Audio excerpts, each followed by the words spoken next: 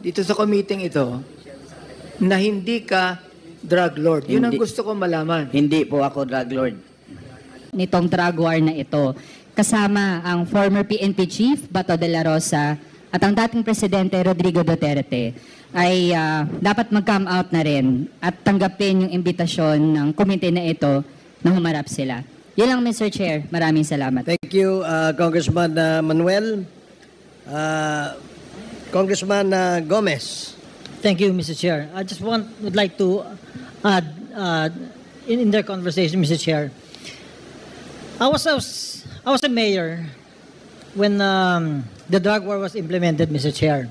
And let me tell you, nasa lahat ng implementation sila against the fight with the fight against drugs. Hindi ka pwedeng lumapit sa drug pusher o sa drug lord na sabihin mo, pwede ho ba tumigil na ho kayo? Kasi lahat ito, all of these people, all of these personalities, they have firearms. Hindi mo pwedeng sabihin sa tumigil ka na. Ay babarili ka agad ng mga yan. So during the implementation na nanguhuli sila at hinaharang nila to, nagkakaputukan talaga, and that is really true. Sad na may namamatay. Sad pati yung polis na sasama. Pero inuutusan yung polis eh. Trabaho nila, Mr. Chair, pag sinabi ng higher up sila, gawin nyo ito. They will do what they're told. And that's the reason na marami namatay. Both from the civilian, both from the police, pati na rin yung mga drug personalities. Now, Mr. Chair, in our conversations, there are two more items that I'd like to bring up, Mr. Chair. First, when Mr. Kerwin Espinosa said na lahat ng sinabi niya sa Senate hindi totoo. That is an institution that we also have to protect. What if he will go into another investigation and he will say that everything he said here is not real, is not true? So, ano yung pinanghahawakan natin lahat in both institutions of the Senate and the House? And second, it was Colonel Marcos who was head of the CIDG in Leyte at that time during the killing of the father of Kerwin Espinosa. And ang haba ng sinabi ni Kerwin, but we haven't heard yung side, Mr. Chair, ni Colonel Marcos kung ano yung masasabi ni Colonel Marcos regarding sa mga nangyari sa event ng pagkamatay ng father ni Kerwin Espinosa. So, Mr. Chair, will it be possible to hear aside from Colonel Marcos against sa sinabi ni Kerwin so that we can hear both sides? Yes, Mr. Chair. And lastly, with regards to the statement of PDEA, I think it is inaccurate for him to say that the drug fight or the drug problem did not improve during the drug war. I can say that in my city, when I was mayor, nag-improve yung nag-improve yung situation namin during the drug war because yung police namin nagtrabaho talaga sila. As a matter of fact, during the course na marami silang hinuli, after, in less than 2 months, Mr. Chair, there are over 900 people who surrendered in front of my city hall when I was mayor. Why? Because natatakot ho sila na mamatay and they surrendered. Mm-hmm. And because of that, the drug problem in Ormoc City, bumaba talaga. Mm-hmm. So, okay. It is not accurate that the Director General said na hindi nag-improve ang situation. At least in my part, as mayor, and I can only speak for myself, nag-improve yung aming lugar. Yes. Thank you, DG. Thank you, DG. Thank you, Congressman Gomez. The next to interpolate is... Pakinggan naman natin dito itong taliwas na pastor na to. Ito ha. Pakinggan natin. Ito, makikita natin dito yung pagkakaiba po ng taong merong utak tsaka ang taong merong taho sa ulo. Ito po. Pakinggan po natin. From PDEA because he's still active. Good afternoon po, Mr. Chair. Ang alam ko po dyan, just like the ordinary drug watch, or drug list ng ordinary PNP, watch list, or listing ng PDEA or NBI, that is internal policy po nila yun eh. Memo nila yun according to Intel report.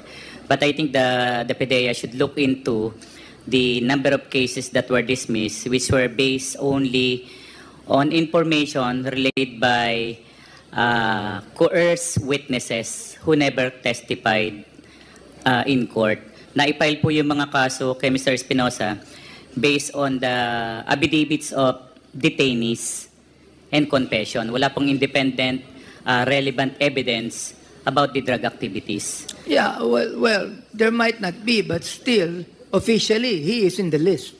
I would not know if there is such thing, Mr. Are you Chair. not going to do something about it for him to be delisted? We will try.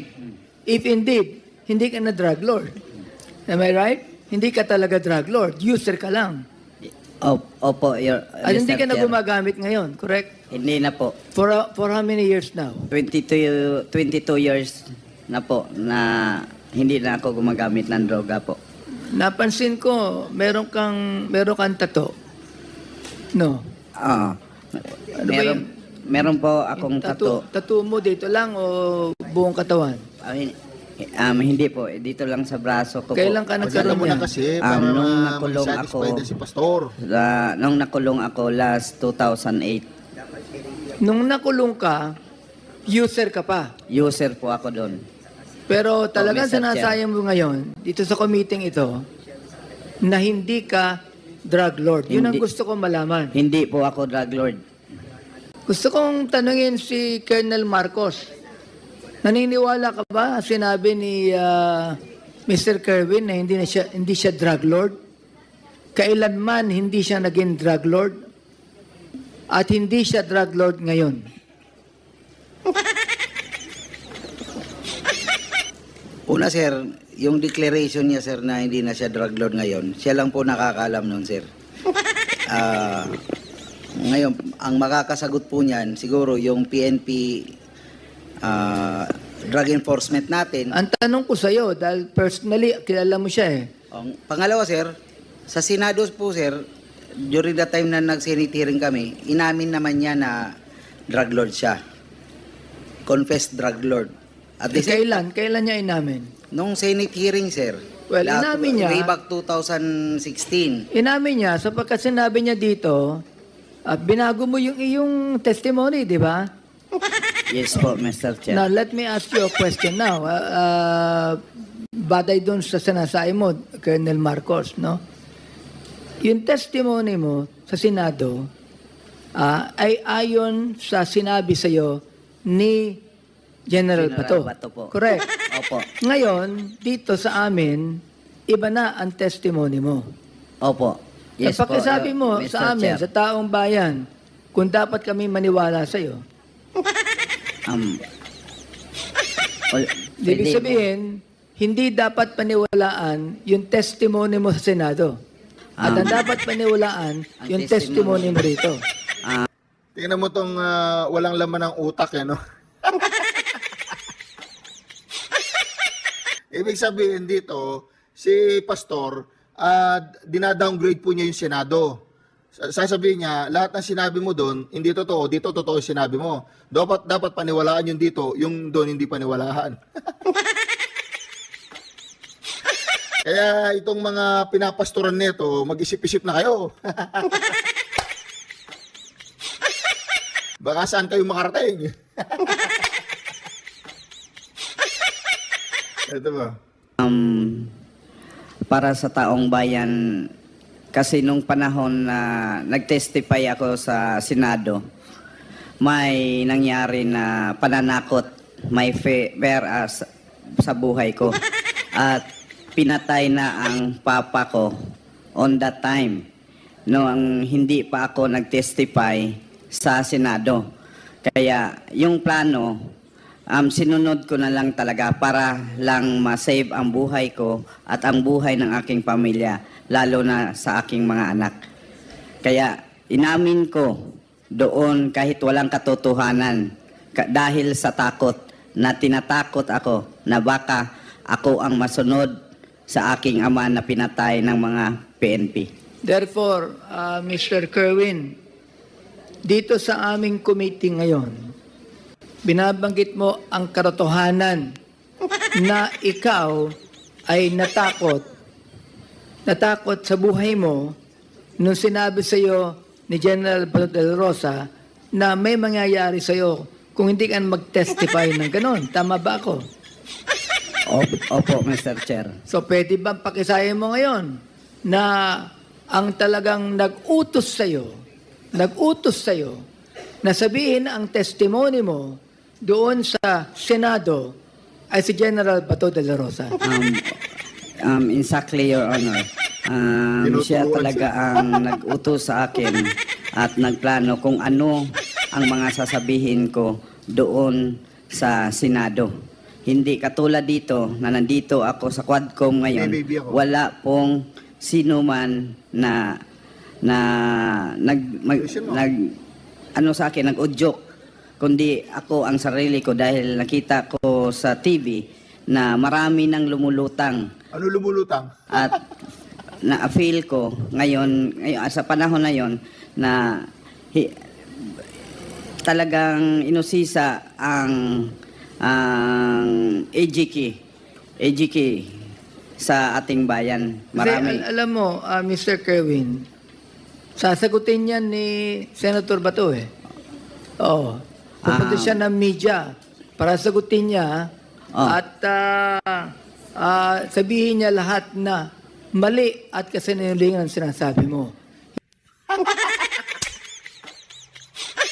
Hindi lang pala siya pastor, propeta pa siya. Kasi alam na niya yung mangyayari. Propeta to, hindi pastor. Sasabihin daw ni Bato na alam na niya yung sasabihin ni Bato. Ano sinabi nga ni Bato, susuntukin daw to. Sabi ni Bato, sinungaling yan, pag nakakita ko, susuntukin ko.